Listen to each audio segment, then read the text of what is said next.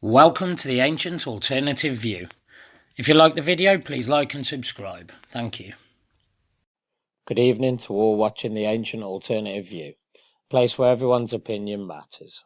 Remember, the truth has been covered for many years, so all theories to our ancient past are on the table.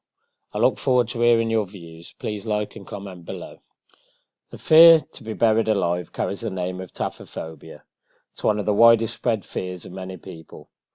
The pure thought of falling asleep and waking up in a coffin 6 feet below the surface, enclosed in a small box, locked and incapable of feeling oneself, can cause many levels of fears and anxiety.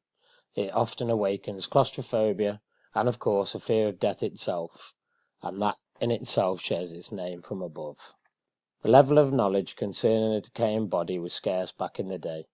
It's not until quite recent times that we have come to understand the process of decomposition and how to recognise a corpse from a person that has either fallen into a coma, been poisoned, or suffered from illnesses.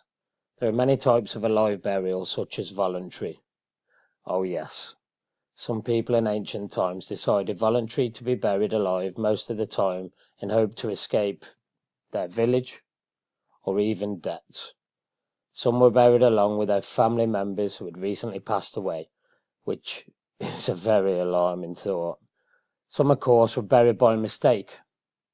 Yes, by mistake, due to bodily functions. It's not really a fun fact, but in ancient times, croque-mort in French, which means the bite of the dead, came from Victorian times, where a caretaker would bite on a dead body's big toe to make sure that no reaction from the corpse. So we made sure they were dead.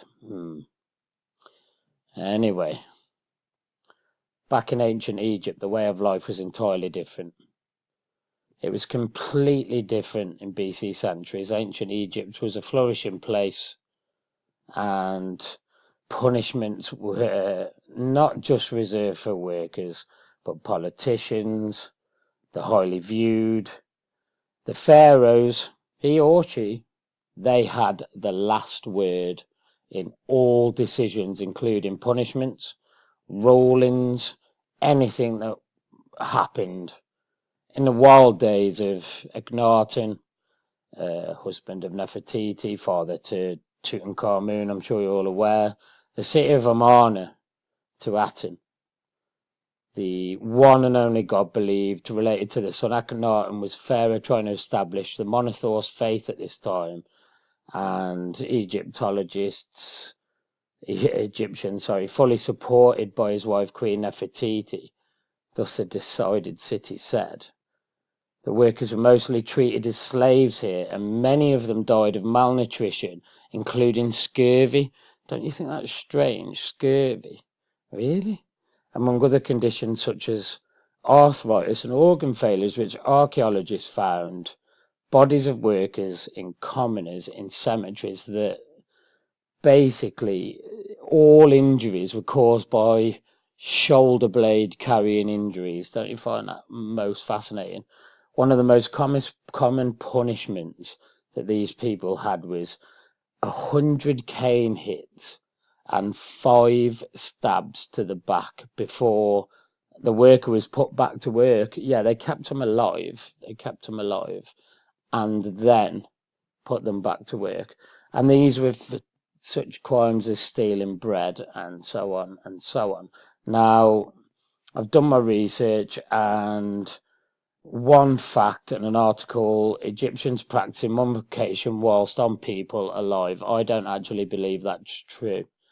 I've looked around everything. I think their spiritual beliefs actually lead to the fact that this didn't happen. However, I'm going to show you something now, that in Japan, people in Japan actually believe that if you mummified yourself alive, that spiritually you went to their gods. Now, that was revered in ancient Egypt, which mummification was completely different. All organs were removed, obviously to preserve the body, and the heart put back in, because the heart was the working organ, not the brain. That was the dead organ, as we're all aware. But don't you think that this is absolutely mad and a disturbing thought after all this research? I believe it is safe to say that the pharaohs, amongst other noble Egyptians, might have been mummified whilst in different continents, not just in Egypt, just to show powers of state. And I wonder whether this is true. Well, we shall see. Let's have your views on this, and what do you think about how ancient Egyptians weren't all in a Zen environment at all? There was serious barbaric influence towards the bottom end of the pyramid in Egypt, and it worked all the way up to the top of the pyramid, and that's exactly how it happens today.